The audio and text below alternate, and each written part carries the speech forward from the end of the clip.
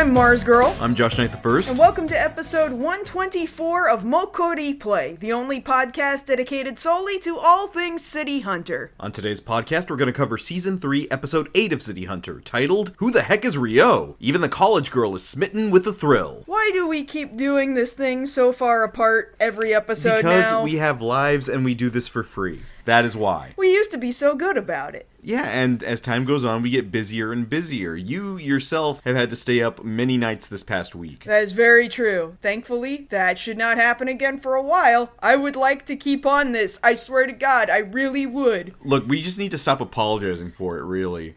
It Fine. is what it is. We're still doing it. We're not not stopping. We haven't quit. We have not quit. If anything, we're coming back stronger because we've upgraded a lot of our equipment. I paid a lot of money to upgrade an entire computer, so hopefully this sounds okay, because we had to play with some settings, and I was used to the settings we were on before, and now this is new, so hope it's fine. That's one thing that happened, but the other thing that happened on top of both of us having a lot of work, and again, both of us doing a lot of overtime, which just comes part and parcel with the two jobs we have, you got back from your Japan trip that you did for you, and you got to have the kind of time you wanted to have, climb the highest mountain, and sing the kind of songs you want to sing. And some of those songs were from City Hunter. They sure were, and... So you need to tell everybody how that went. Okay, yeah, like there's gonna be just this opening chunk kind of dedicated to that before we even get into the episode, right? So, pardon me for putting all this out here, but it is a City Hunter podcast. Right. So... Because that's what we're here for. Yeah, so that's what you went for. I came back last week, right, and I was gone for a week, so, that was fun.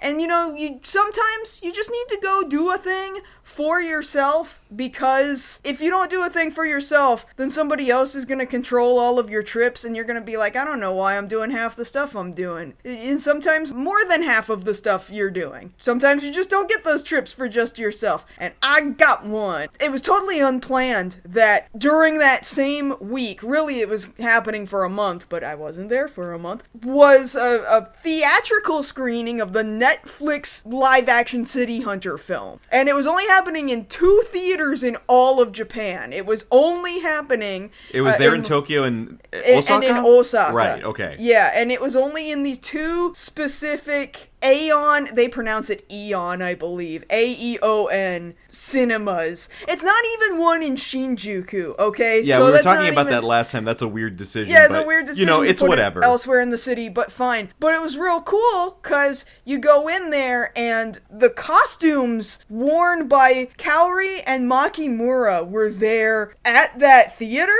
plus a couple of props, like some weapons and a poster. And on top of that, because if you went there early enough, which I did, it was like the second or third day that the movie was being screened, they still had plenty of those rare limited edition postcards with art drawn by Tsukasa Hojo. And I got one! You got one! I did, I got one. On top of the fact that I also purchased 2 acrylic standees, one of Ryo and one of Umibozu, so they just gave me for free 2 City Hunter mini posters from the Netflix movie. And I was like, oh crap, I wasn't even expecting that one. So now we've got that. Now we got one. We got 2 of them. Yeah, well, you bought the best friends. I did buy the best friends that will never admit that they are best friends, but they absolutely are. And that's the thing you actually got to enjoy there is this Netflix movie, which, again, we talked about for 3 hours here on the podcast. But tell me, and everybody listening, what was it like actually being in the theater with other people watching that movie? Well, because we talked last year about when we went to see Angel Dust in Shinjuku. So again, very similar experience that Japanese people largely do not react to things out loud. Like, they're just the quietest audience you've ever heard. Like, people in America won't understand that. People in India won't understand that. They love getting into the movie. Oh, absolutely. Oh, it's exciting being in if you've ever been to a theater that's showing a Bollywood film, exciting as shit. Oh, yeah. It's so fucking fun. It's like football, soccer levels. Yeah, well, Japan, not like that. Oh, no. And so that was the same with Netflix City Hunter in this theater, right? Super quiet. I was super nervous just about walking past the other people in my row just to sit down, because I was like, oh god, they're gonna hate me just because I want to sit down in my seat. But I sat there, I was quiet, I was polite, just like everybody else. Nobody reacted to anything except one singular scene. And please go back and watch the Netflix, or listen to the Netflix City Hunter episode to understand what I'm talking about. But you were telling me it's specifically the King of the No Pants scene. It is the King of the No Pants scene, where nobody expects, oh, you mean this whole time he wasn't wearing pants? And then suddenly it cuts to the shot of Rio and he's not wearing pants. And then the audience laughed. Literally the only thing anybody reacted to out loud the entire movie. But that's how you know that, like, something is so surprising that even the Japanese audience can't help themselves. So you know? I'm wondering here, because I know you didn't talk to any of the other audience members No. there. What do you think the over-under is on anybody in that room having not seen the movie before going to the theater? I don't know. I dare say that those people like that movie enough that they wanted to see it in a theater. Like, I mean, clearly you did.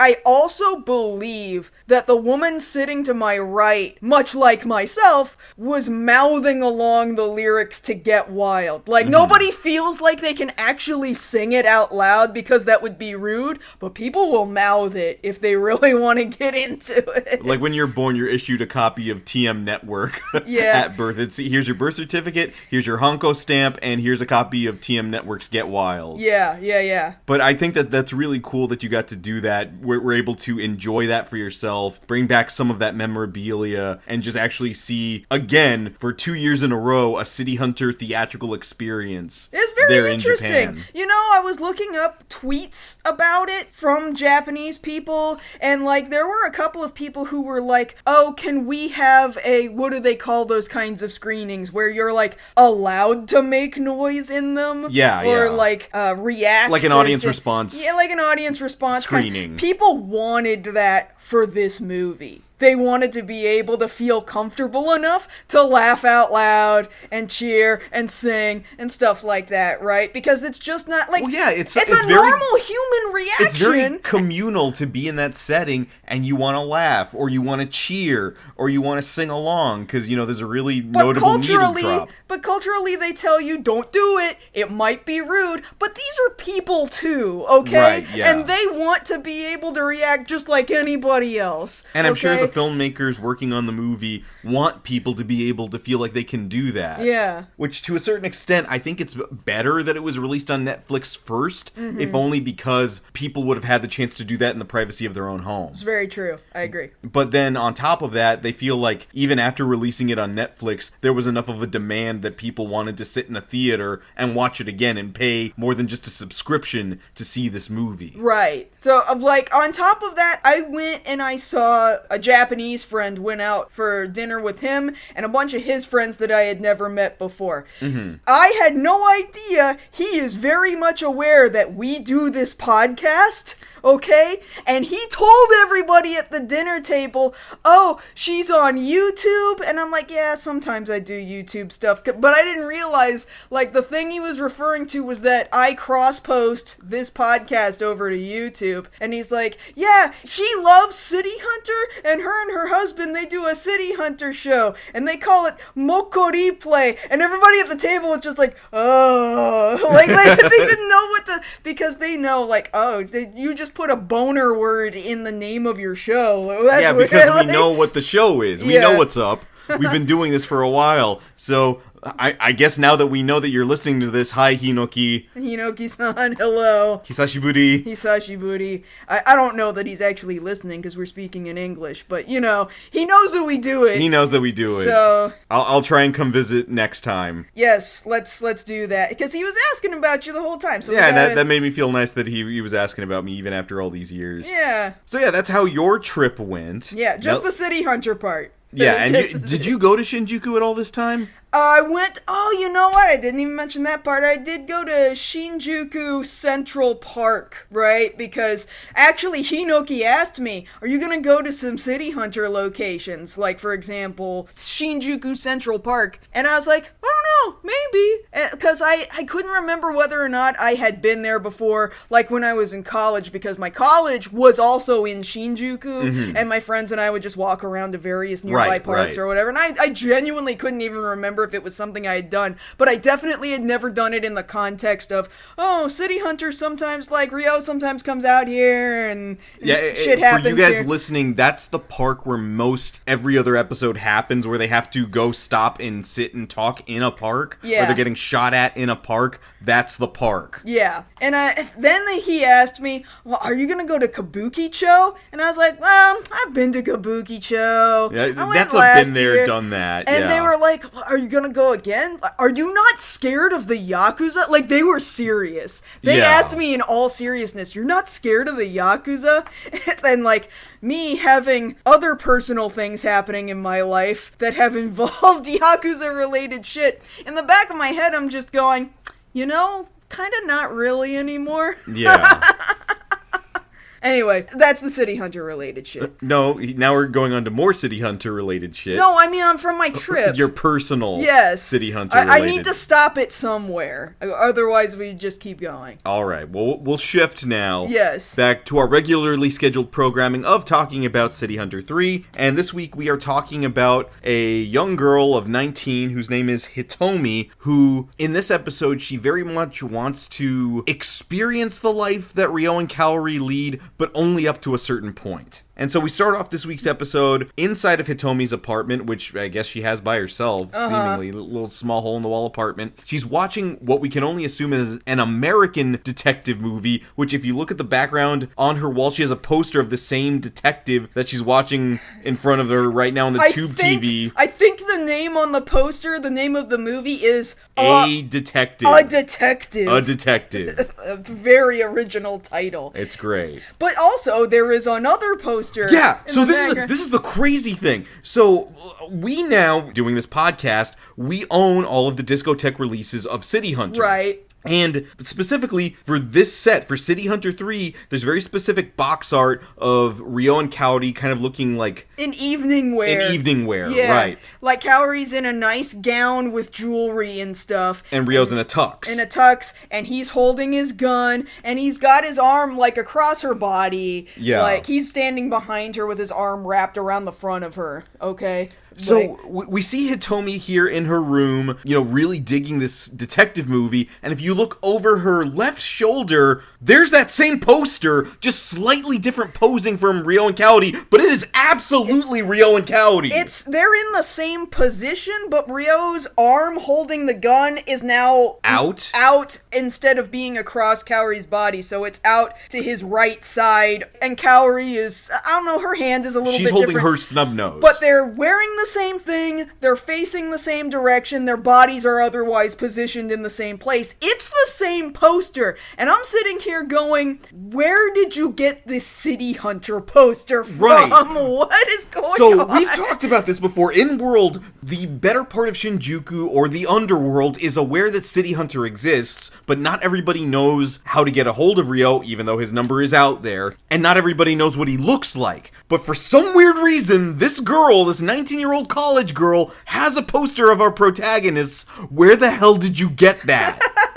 What is this meta shit? What is this thing that the animators decided to stick? He's got an in-world theme song and a movie poster. What is happening? Like, there have been no live-action adaptations yet. How did you get this?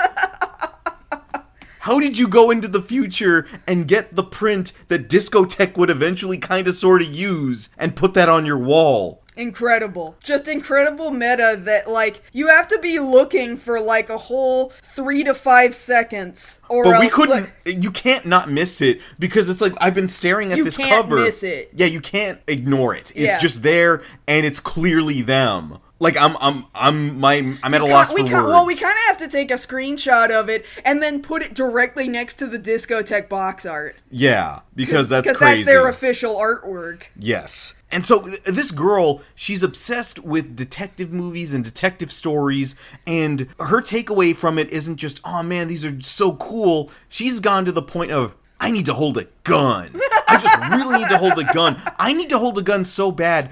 Like, I know I live in Japan. Who's got guns in Japan? Cops. Let me go to a little police box and ask the cop, hey man, can I hold your gun? Yeah, it's just gonna be for a second. Because that's something a cop definitely always does, is just, do you know how much trouble, especially a Japanese police officer, would get in if you let somebody else hold their gun? There is a reason why, in more recent years, Japananie police officers have their guns literally strapped to their uniforms. Yeah, they're like tied off with like a rubber like twist tie, you know, the kind of thing, like keychain sort of thing. They didn't used to be. They are now, okay? And this is actually going to be important that cops need to hold on to their guns later on in this episode. Yeah. So as we start off here with the actual episode proper, after introducing Hitomi, she hasn't given her name yet, but we figured we'd just tell you guys up front. We now go back over to Shinjuku, where Ryo is doing his usual hitting on the first lady he sees. It's not going well, so... It never is. It never is. And as he's hitting on women there around and about Shinjuku, he happens to notice Kaori is around, and this is one of those days where Kaori wants Ryo to actually do some work and hand out flyers. I don't know why she even bothers anymore, because clearly he's gonna do everything in his power to ditch. Every time. Every time he's gonna do it! And the thing of it is, this particular time, his reaction is normal. Oh shit, Kaori's here, I'm hitting on women, I need to duck. I don't want to do work, and I don't want to get hit with a hammer. But as he's ducking around and hiding behind a tree, he notices Kaori isn't by herself. She's assisting an older gentleman and walking very close to him. And this throws Ryo off because why is any man talking to Kaori? Which, I mean, it shouldn't piss him off. Why are you upset? You two aren't together. What's wrong here? Like, this doesn't happen too often coming from his direction, but it's happening right now. So his mask is slipping just a little bit. Why does he care so much? So he decides, hold on a minute, I'll go check. And he starts following kind of far behind. Right? He's tailing them. Yeah. But for some reason, he doesn't notice that immediately behind him, Hitomi has seen him and immediately picked up on, that guy's moving weird. He's not a normal guy. I bet he's a detective. I'ma go follow his ass. I mean, like, she's only so wrong. So she picked up on it real fast, meaning Ryo is really bad at this sometimes. Sometimes. And maybe it's saying something that it's specifically something tied to Kaori that has thrown him off his game right now. Oh, that's true. Oh, that's some headcanon. Yeah. Well, it's not even headcanon. That's the way it's presented. Mm-hmm. That he doesn't notice that there's a 19-year-old girl following him because he's so focused on what's happening with Kaori. That's true. And sure enough, it's nothing. It's just that this older man asked for directions and Kaori's being a nice citizen and walking him around the corner to be like, hey, that building over there, that's what you're looking for. And he's like, all right, thanks. I'll tip my hat to you to show you my bald head. And that was it. He's gone. That's it. You don't see him ever again. And here, Ryo is now hiding in an alley looking in on them like, oh, that's great, that's all it was. Okay, it's all good, you know. I can hear that crosswalk noise, that that you hear in some anime. I said I was gonna look up what song that was. It's a traditional Japanese song, but it's just for the crosswalk. You know, right. Lots of crosswalks have used that traditional music. The first time I ever heard it in media, in anime specifically, was watching the original Boogie Pop Phantom anime. Sure, I'm sure there's lots of anime it has popped up. Oh yeah, way more than that. It's just, I remember specifically, that's where I first heard it. And it pops up that frequently because it's in real life. It's used as crosswalk music, yeah. And if you'll remember there in the Netflix City Hunter subtitles or captions, they accidentally put that as bird chirping. Well, at the same time, it was a different one. It was a different sound effect. It was the pew, pew, which is not a bird. But I digress. Every time we talk about crosswalk noises, I'm gonna say bird tweeting. Bird chirping. Bird chirping or whatever it is the Netflix captions thought it was doing. In any case, Ryo's just laughing to himself like, oh, it was nothing. Oh, I'm good. And then Hitomi's just immediately right next to him in his face. Hey, what's going on? Hey, what's going on? Are you a detective? Well, yes, I am. I mean, what? Who are you? What are you doing And then here? she just gives her entire name and occupation, college student. And I really love detectives. Are you a detective? I think you're a detective. Will you make me your assistant? I want to be the assistant of a detective. Will you please let me be the assistant of a detective? Are you a detective? I think you're a detective. Like, she just won't stop. Like, she's like a 5-year-old. Yeah. That's just nonstop asking questions like, hey, mister, you a detective? I like detectives. I want to talk to you about detectives. Do you have a gun? My mom got me a computer and put a couple games on it. But the thing is, Rio doesn't necessarily shrug this off because, one, she's of age. She's not a kid, necessarily. No, you keep calling her a kid, though. I mean, but in comparison to Rio. It's difficult when it's still a teenager, despite the fact that she's an adult. It is a little difficult sometimes. And also the fact that she's acting very bubbly and things like that. But she is enough of age that Rio's like, ooh, sweet Mokkori college student, yes! But he's doing that flip back and forth that he does between his internal monologue of, oh yeah, Mokkori thighs, I'm here for it, and then, how can I help you? How can I assist you? You want to learn about my dark world? Like that sort of thing. Sure. And I love it when they do that. I want to take a second here because, he's got a lot of that facial expression going on to talk about, for whatever reason, we've seen dips in quality here in City Hunter 3. This entire episode is very highly... It's well animated. It's high quality animation here. All the audio is actually really good. Like, the sounds really good. And that could be credit due to Discotech, right? You remember we used to watch this series streaming, and I think you still access it streaming on Crunchyroll. And it's still, for whatever reason, ADV's rip. And ADV's subtitles, and the audio is shit, and the picture quality's kind of shit. But these, I have to once again praise the Discotech releases, because they look and sound incredible. Right, exactly. And here, it's like, I don't know, like, Sunrise's check cleared for the animation department. Like, oh, we can use the good paint this week. And so they're doing detail work. There's different lines on Kaori and Ryo's faces that's not normally there in other episodes. Kaori's hair, most of the time, doesn't look like shit, finally, because her hair is awful from City Hunter 3 on, okay? Yeah. But for like half the episode at least, it's not. It's okay. There's this one point where her hair looks like really long, and I'm like, oh wow, maybe she should keep her hair like to her shoulders, and then she turns a little bit, and I was like, the mullet. Not the mullet. No. We are not fans of the mullet here on the podcast. No. So Rio is absolutely down for this. Like, oh, an assistant. Oh, you want to call me sensei? Ooh, No, I she love just it. called him senpai, not sensei. No, she calls him sensei. She Are you calls. sure? No, yeah, it's two different things she uses to refer to. You're right. So Rio's like, okay, I don't normally do this, but I'll make an exception for you. But first, we have to get you looking the part. Come with me. And so they run off to a department store so Rio can very quickly get her into a blouse that really pushes her boobs up and into a pencil skirt. Yeah, this tiny-ass mini skirt where Rio is constantly trying to peek into the dressing room to catch a glimpse. And God, the animation on his face. Just incredible creeper detail on his face. You can see the tension in his cheeks as he's grinning. Like, yeah, this is it. Yes. I want to see something. Like, it's enough to make you laugh because, like, it's not even just Akira Kamiya's delivery. It's that it's matched with this animation. That art is so good. Yeah. Like, I'm laughing at the animation because I can see that. Because Rio is clearly a piece of shit right now. He's Yes. clearly being a weirdo. Right. But what is funny is just like, man, the animators went in so hard. You know?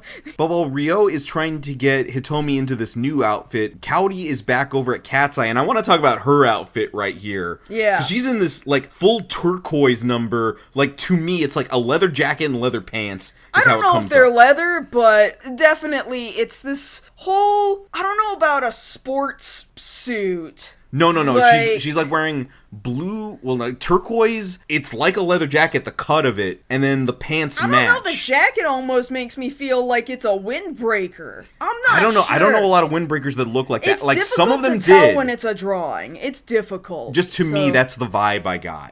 Yeah. But she looks very put together right now, is what I'm saying. Yes, I agree. Like, I don't remember this outfit necessarily, but this very quickly is one of my, like, yes, Kaori is wearing that shit. No, no, I highly agree. It's a great outfit that they've put her in, and it continues to make me just want to collect Kaori outfits and just wear them because they put her in so many different interesting things. But in any case, Ryo has not been seen by Kaori, so she's here at Cat's Eye asking Miki, hey, have you seen Ryo today? I haven't been able to find him to get him to hand out flyers. And Miki's telling her, well, no, I haven't seen him. Maybe you should ask Umibozu. And Kaori notices Umibozu's not there at Cat's Eye right now, so she's like, okay, well, where's Umibozu at? And she's like, oh, well, I sent him out to do some errands at the bank right now. And Kaori's reacting again, like, oh, I didn't know he did things like that for you. Which, again, is something that's come up in a previous episode. Well, yeah, because once again, like, previously he went out grocery shopping. And, like, these are just very stereotypically not masculine things to be doing, right? Even though I'm sitting here thinking, really? The bank? Men don't need to go to the bank? What do you mean? Like... But he's very, like, she's so proud of him, right? Like, oh, I got a guy who'll just go do these tasks for me. But Umibozu's like, yes, I'll go do them, but I am also very embarrassed that I am doing them. I'm doing this semi-begrudgingly. Because we see Umibozu at the bank, he's like making a deposit or something. Like, he's got the cashier bag. Like, I don't know that they have them a lot now, but I used to have them at, like, one of my older jobs. It looks so much like a purse, though. It looks like a women's clutch. Well, no, it's specifically a bag for deposits. Well, like, I know what kind of bag you're talking about, and I feel like that only so much resembles this bag that's here in this episode. I don't know. I used to work, well, not me specifically, but the people who worked at the bookkeeping part of one of my first jobs, they used a bag like that to make deposits. Sure. And so that's all it is. Umibozu is very red-faced here at the bank, just trying to make a deposit and get the hell out of there. Or maybe he just thinks, like, in a normal situation, he would not be doing this. Like, he's just this big, tough guy who, he goes out and he does these jobs, and he drinks a lot of whiskey, and, like, he just normally doesn't need to go to the bank. Yeah, but again, like, a tough guy doesn't need to deal with money? What is that? Maybe he's one of these tough guys who's like, I need to keep all my money under the mattress, and also, anything that I really want safe needs to be turned to gold. No, see, that... Umibozu, we need you to get modernized, man. Like, no.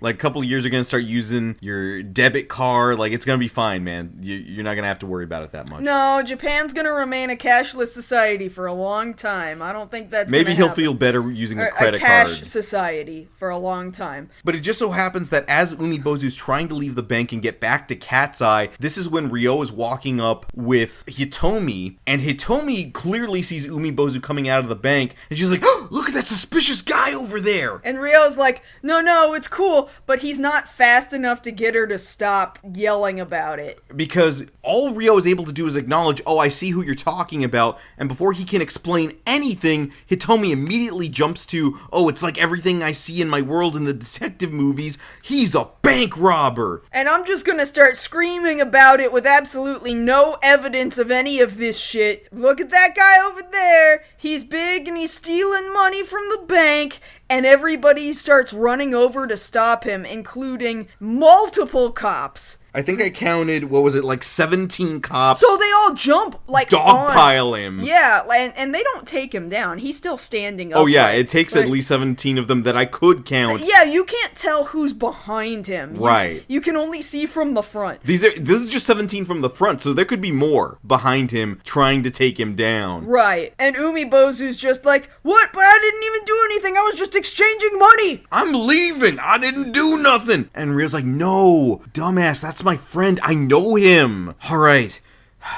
We gotta run. Let's just go. And they book it, and so they don't try to defend Umibozu at all. Despite the fact that they're friends. He should have saved his friend from trouble. And this is the one time I think Ryo ever admits he's his friend. Yeah, the time he ditches him.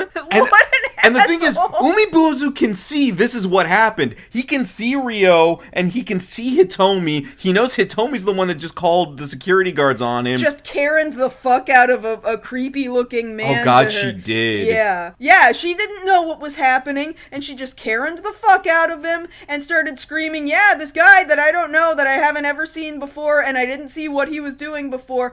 He's stealing money from the bank. Bye. And just ditches and lets the cop fuck him up. Or try to. Yeah. Because it's Umibozu, and he doesn't go down easy. And he's like, I'm gonna remember this! And he does. He sure does. But the two of them run away to a nearby park. And she's already complaining. Hitomi's complaining, oh my god, I can't keep running.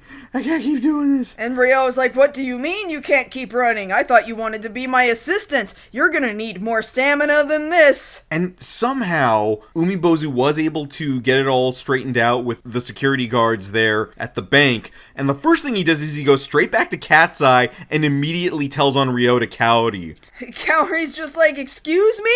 Ryo was where doing what with who? And Umibozu, he's not necessarily embellishing. He's telling the truth. Oh yeah, he was with some hottie in a short skirt, and they were yelling about me at the bank, and he took off with her, and who knows what they're doing now. He probably getting Mokkori on with her right now in the middle of the park. Of course, Kaori can't stand thinking about that, and she just leaves. She doesn't even think about it. She doesn't stop. She doesn't question any of it. I mean, why should she? It's all true. Well, one, it's all true. 2, it's what he's done before. And 3, I love that as she's leaving, she has this background of like lightning striking, like, oh, I'm gonna get his ass. And it's like one of those things you put on the side of a rocker van. That's how good it looks. And Miki is telling Umibozu, should you have told her all that? Do we need to go down there with her to protect Ryo? And Umibozu's just like, nope. He had it coming. Miki, he brought the little girl with him. He knew what he was getting himself into. I say,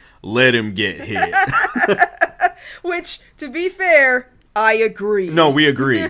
So now we jump back over to the park where Ryo is trying to get Hitomi to do physical training, which at base level, it's not the worst thing in the world initially of trying to get her to do sit-ups and trying to see how long she can hold onto a bar just with her upper body strength. Right. Which is basic enough. These are things he does. Problem is, she's in a miniskirt. And she, if she's moving a certain way, might give Ryo a look, which is what he's really hoping for. And she also knows, hey, a guy might try to look up my skirt. Is that what you're trying to do? And Ryo's like, no.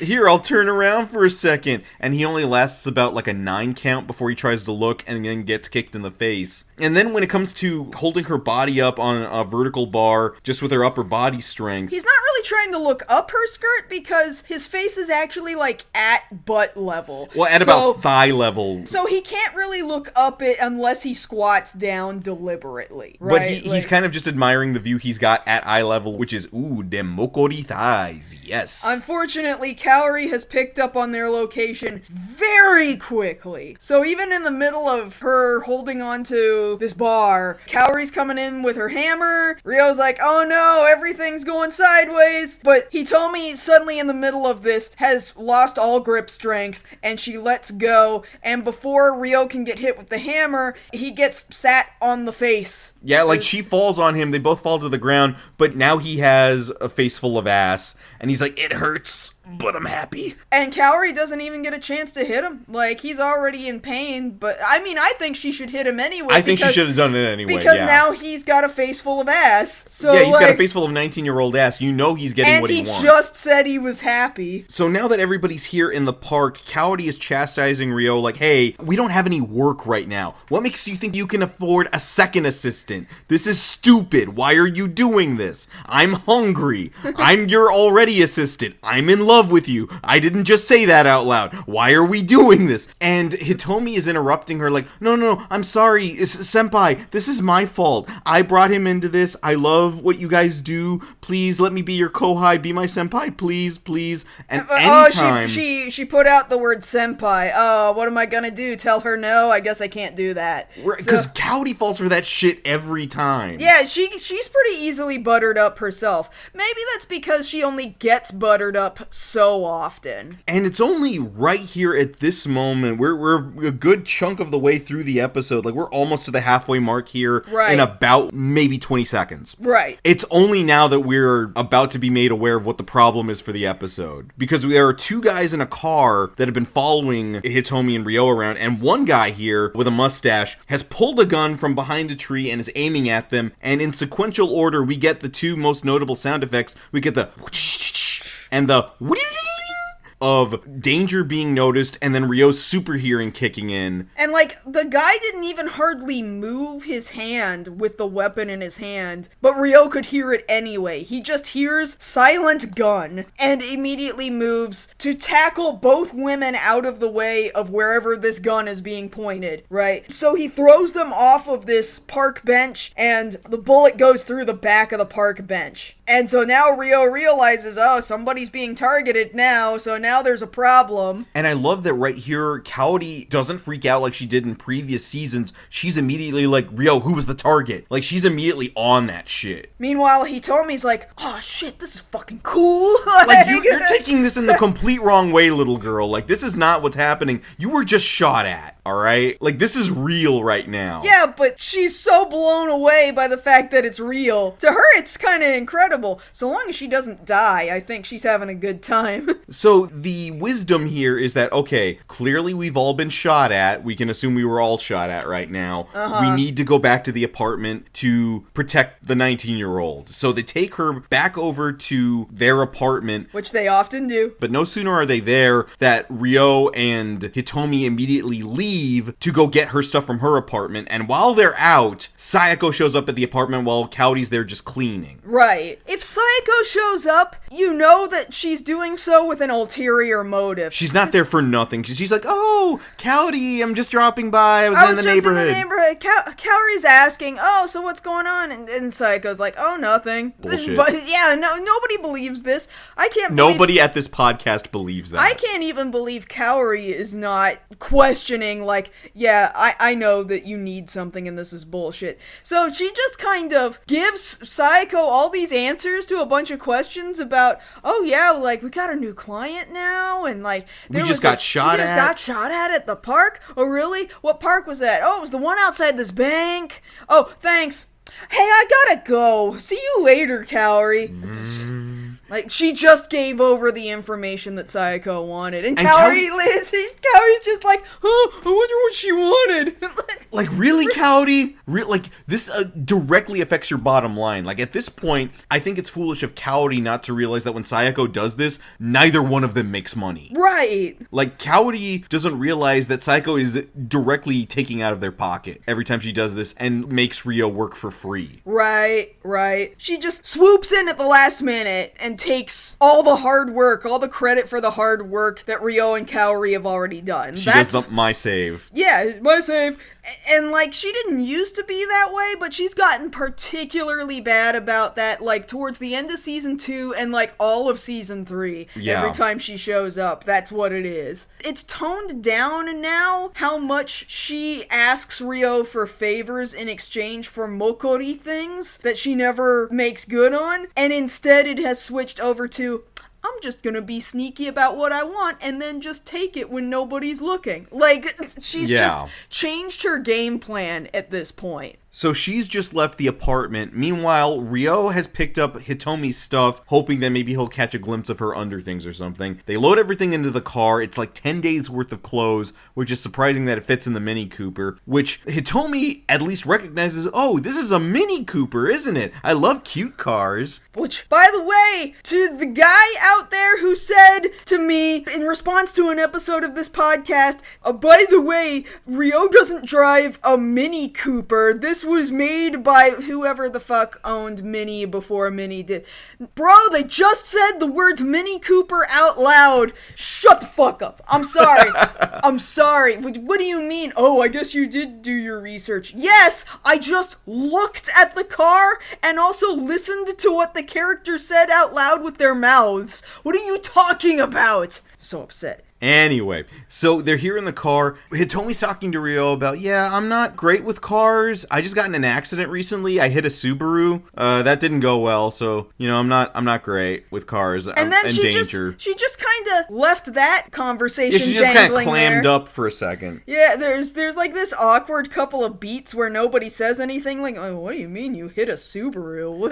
And then she shifts topics to, like, so, like, Ryo, who are you? Because, like, I know we live in Japan. We live in a society where guns aren't allowed, and you have a gun. So that means you're not a normal detective, but you're also not a cop. So what are you? And he's just like, well, maybe I kill people for hire, which, to be fair... He's done that. Those first couple of episodes, he did do that. He has done murders. Before Cowrie showed up, and it's like, only when her brother died, and then he started to take care of her, did he finally stop kind of doing that. Like actively doing murder. Yeah. And so Rio's asking her, so I might be living a more dangerous life than you realize. Doesn't that scare you? Oh, heck no! This is incredible! Okay. Yeah, damn. I'm all right. I hit the jackpot. So they get back to the apartment. Cowdy's like making dinner. She's making fried rice. It's funny that you look on the wall there and we see several cups of the fiber noodle. Oh yeah, it's the same noodles that Umibozu had bought that day that he went down to the supermarket, right? Yes. Yeah. So Hitomi comes in and she's trying to be helpful and asks Cowdy if there's anything she can do in the kitchen. And Cowdy says, well, there's nothing you can do here. I got this. Why don't you go check on Rio? I think he's down in the basement.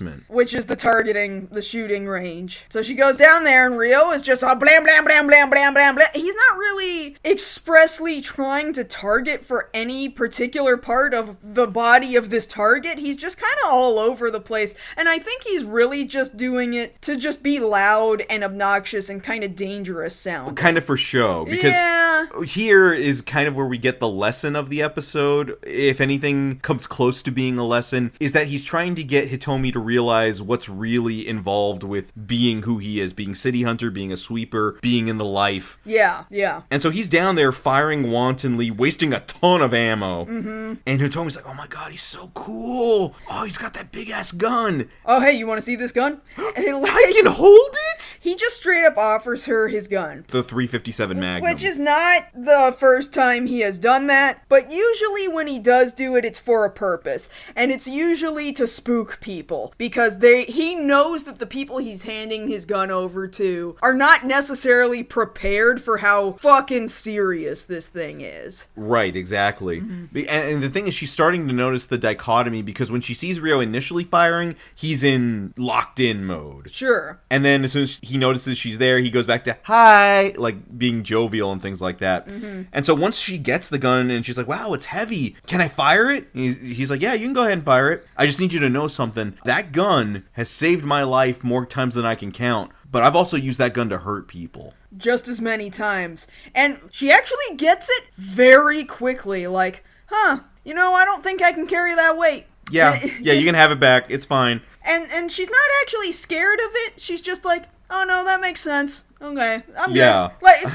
Like she got what she needed to. She got as close as she needed to get to finally feel satisfied, and now she can stop. Right, which that's what we were hoping was gonna come of this. Yeah. You thought like this was gonna go on for a little while. You thought maybe, she's gonna pull the trigger and realize, this is too much for me. She doesn't even do that. Or maybe even that she enjoys it or something. Mm-hmm. But it's not even that. But again, we do need to have some stakes in this episode. Yeah. So I guess right now we're gonna have a home invasion. Yeah, they just leave the front door open, unlocked. Mind you, in Japan, it's a little more normal to leave your door unlocked because nobody thinks somebody's just gonna walk in. But see, to me, it's weird that neither Rio nor Cowdy locked the front door after they were just shot at. Well, that's true. They are targets. Right, so exactly. Or they think Hitomi's a target and they're trying to protect her. Either way, the front door was left open and these two guys bust into the apartment. And it's the mustache guy with the gun and Sunglasses Man. And Sunglasses Man, who looks kind of like he jumped out of Kaiji, but not quite. A little bit angular in the face. Right, exactly. So, yeah, they run up on Cowdy in the kitchen. Grab her, and then they take her downstairs, and they stuff her in the back of their car. Meanwhile,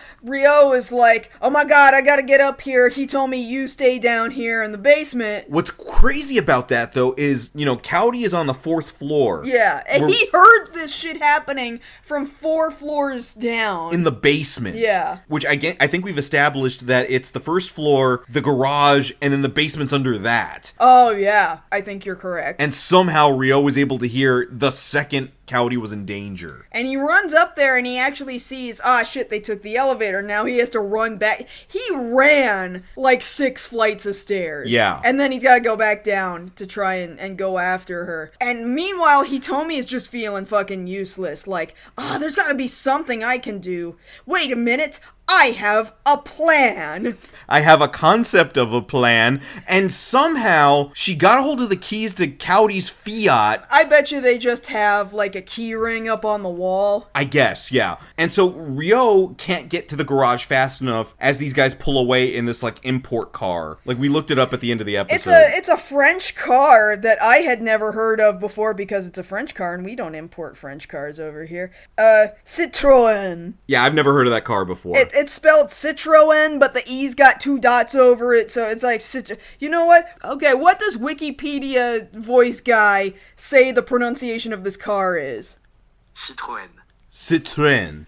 Sure, I'm gonna do it again. Citroën. Thanks, guy. Yeah, that's the kind of car they're driving. So they're driving an import car, these 2 guys. And anyway, Hitomi takes Kaori's keys to her Panda Fiat. Her Fiat Panda.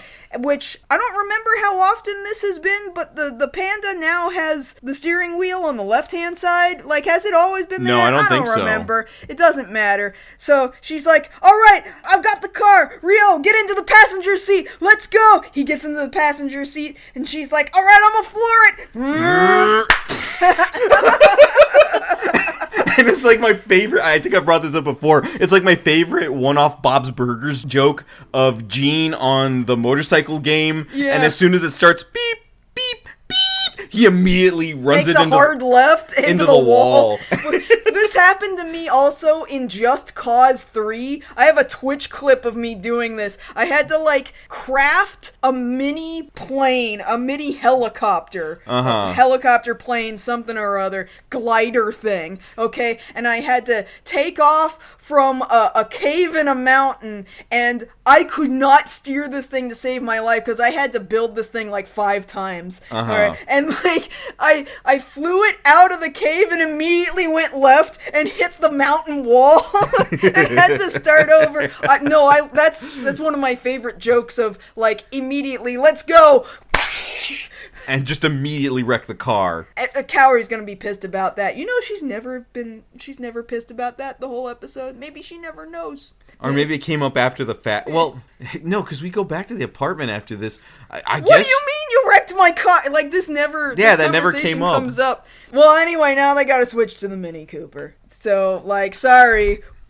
We lost them. They're just gone now. I mean, they don't immediately switch to the Mini Cooper. They go, like, back inside the apartment, and Hitomi's like, damn it, I was so close. Yeah, sure you were, kid. And she is naturally freaking out. They're like, oh my god, this is all my fault. I don't know what's going on. And Ryo's telling her, because remember, this is season 3 at this point. Right. He's like, hey, relax. It's all fine. I know how this goes. Kind of like how Peter B. Parker in Spider-Man's trying to get Miles to chill out. Like, no. I know exactly how this goes. I know exactly what they're about to say. It's all cool. Yeah. Like, watch, he's going to say this sort of thing. Because he's telling Hitomi, look, I know how this works. They kidnapped her, which means they didn't want to kill her. If they wanted to kill her, they would have kept trying at the park. So odds are they don't want her. They want you or me. So, hey, do you remember their faces? And she's like, yeah, you know what? I do remember their faces, because I watched them stuff Kaori into the back of their car. Hey, wait a minute! And then she remembers, right? She remembers the mustache guy was driving the Subaru she hit while she herself was driving a VW Bug. Yeah, she just T-boned the fuck out of this Subaru minivan thing. And she wanted to take responsibility for it, but then they took off. Yeah, like, they scrape the fuck out of their own van even harder, which, if it was out here, you would think either, oh shit, that car is stolen, or they don't have insurance, and they gotta go. They're riding dirty. So, anyway, clearly they don't want to have an interaction with the cops, because if they have to have a traffic stop and get the cops involved, then they're gonna be caught. So we don't know what they've done, but these are the dudes. Sayako's probably after these dudes. Anyway, bring, hello, phone call, it's the dudes. And they're calling the apartment right now. And they're like, hey, we'll trade the chick we grabbed for the chick you got. You got it? And Ryo's like, yeah, okay. And then he just hangs up because he's like, oh no, I know how this works. Like, he didn't even ask them where they were, and sure enough, they're at the docks. You know by now he knows if somebody's calling him to do an exchange. Oh, I know exactly where they are. Everybody knows where to go. Everybody knows you just go to the docks. At warehouse number 4 on the docks, which they're clearly right now trying to booby trap to set on fire as soon as Ryo shows up. They're just dumping gasoline out all over the floor, out by the door, and they're like, sorry, baby, we can't let anybody live who's seen us. We did a lot of work to steal that one entire gun from a police officer. And that's all this is about, y'all. It's one stolen gun from a cop. That's all this episode is about. I'm like, wait a minute. They can't be serious. Like, there's more to this story that's going to get explained later, right? Like, they just need to do a bunch of murders because they stole one gun? Like, one handgun? Are you serious? That was apparently so.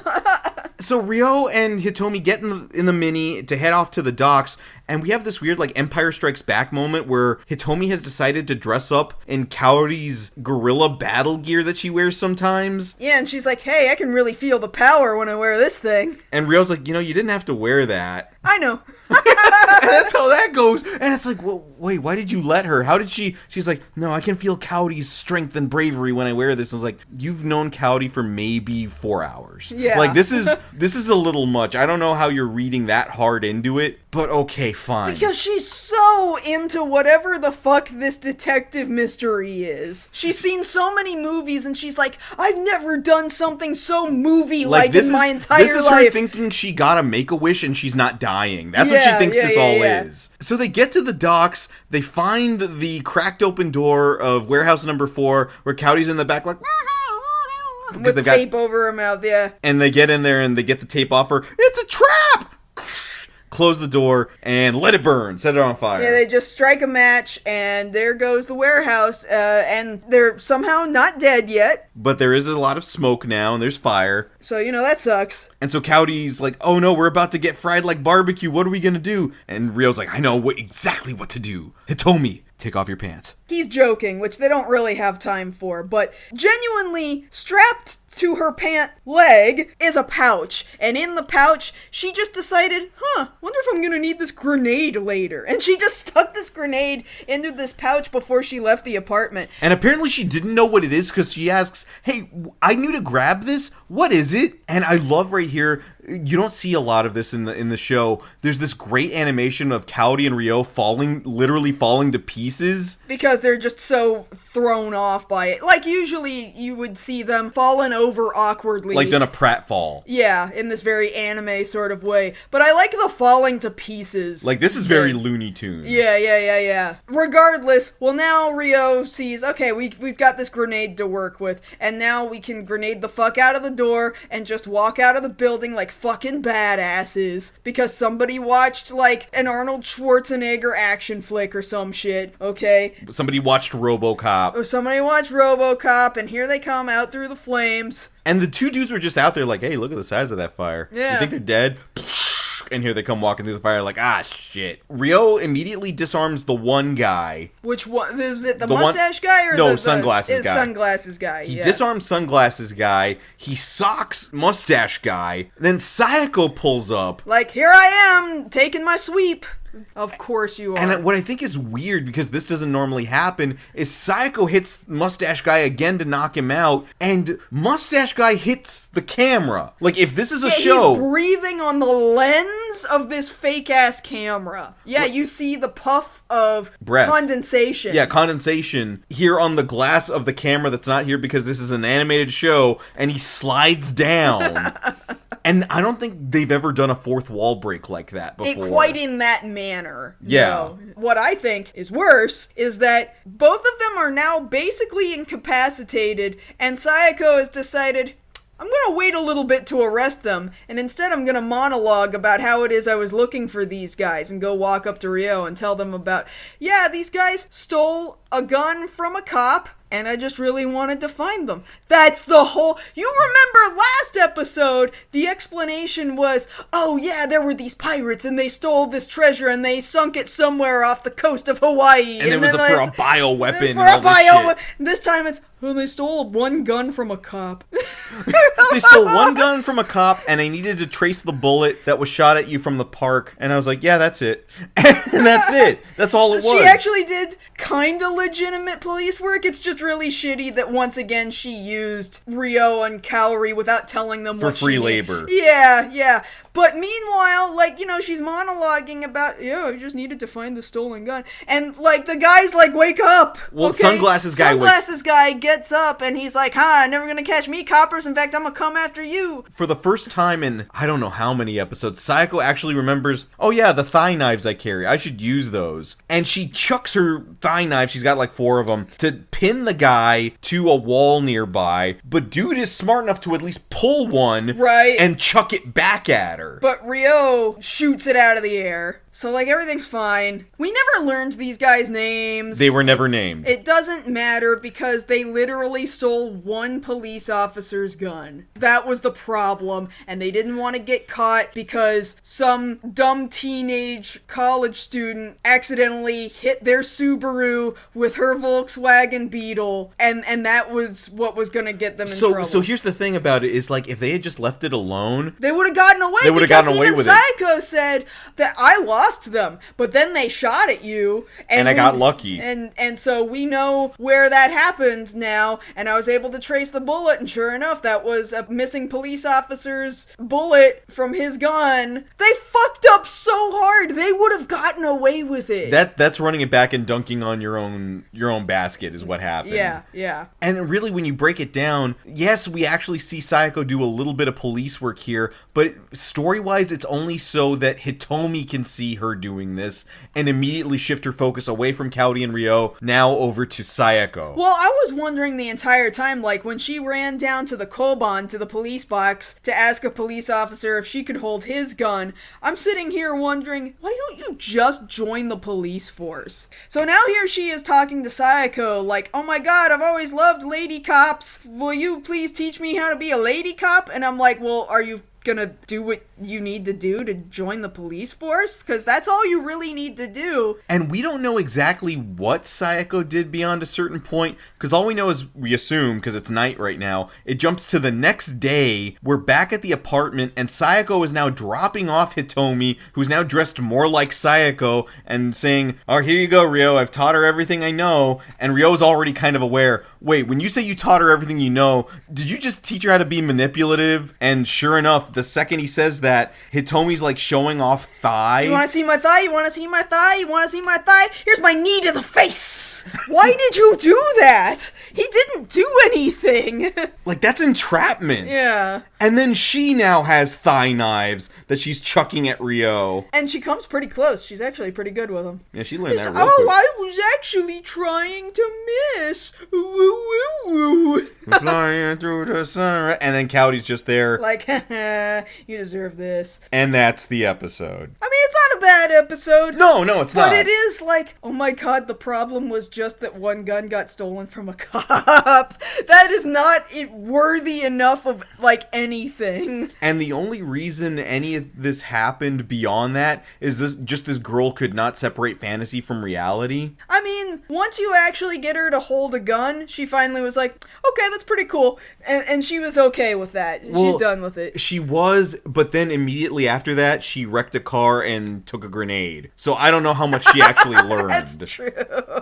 And then immediately went to go hero worship a not great person, and then started... And a cop on top of that. And then started carrying around knives, which a 19-year-old probably shouldn't have. No, I wonder what the age... Like, if there's an age restriction to joining the police force, or like, because if she's just carrying around bladed weapons, that is definitely illegal in Japan. That's very much a no-no. Unless you are probably a licensed officer of some kind. Yeah. Well, even then, it's only for occupational stuff, like if you're a chef or something. Right. But beyond that, like, there's a restriction on blade length. Yes. And for sure, the ones that Sayako carries on her are not under that length. Yeah, and I'm sure it's fine for her because she's a cop, but... Is it, though? Like, does she have those on the record? I don't know. Those are not police issue. But do police have permission to use them? I don't think so. It's not part of their arsenal. I don't know. No, this just, it didn't work out as well as we'd like.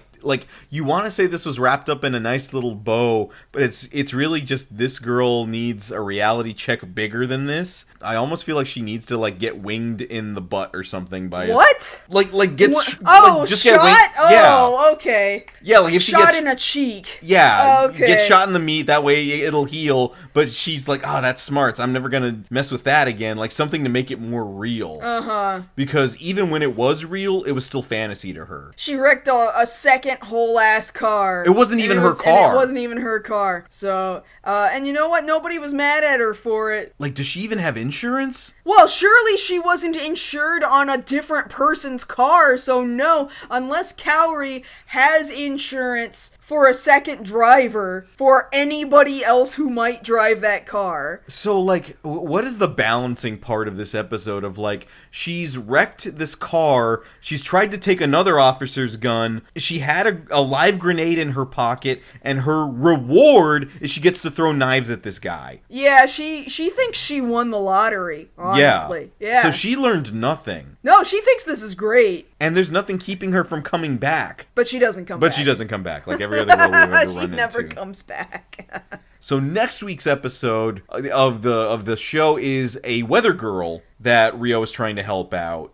And it's wet and it's rainy. It rains. It rains, and I don't remember this one very well. I really don't either. I remember the finale two-parter better than I remember this. Well, yeah, because we've only got 5 episodes left in this season. Yeah. Because we've got this next solo episode, and then it's two-parters back to back. Yeah. But yeah, it's got something to do with weather. Somebody's upset about the weather report or some crap like that. I don't know. We'll get to it. So come back next time when we cover the 9th episode of City Hunter 3, Love Forecast of Rain, Then Shine, the beautiful newscaster's umbrella of love. And if you want to catch us both outside this podcast, you can always find us over on most social media. I'm at JoshKnightTheFirst. And I'm at MarzGurl. Thank you all so much for listening to our 124th episode of MokkoriPlay. And if you don't come back next episode, Josh is gonna get soaked. Kaylin, you know it doesn't rain hardly at all here in LA. There's an ocean. Are you gonna put me in the ocean? Bye! No!